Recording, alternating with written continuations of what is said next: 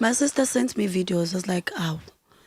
Awasanda ama-video amaningi yaweza useyibo this is hectic yo. Yeah. Iya ngistressa nami lento lena. Athule amahle aphinde futhi emina amthuke futhi again. Amthuke. Ngathi nami ngiphendule.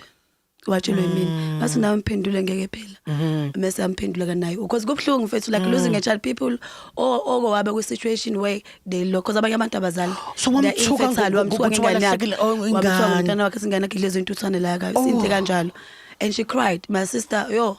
Amakhala ngathi nami ephendula and then that's when akhuluma lento ngoma wakhe ke. All right.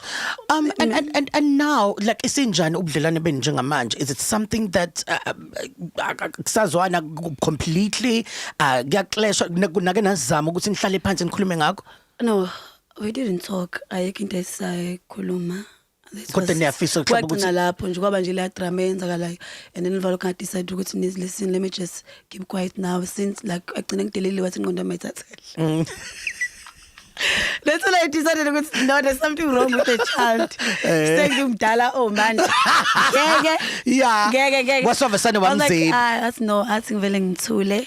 Ngiyamthanda. Yeah. I'm being honest like oh, that's I don't nice. have a problem. I love that.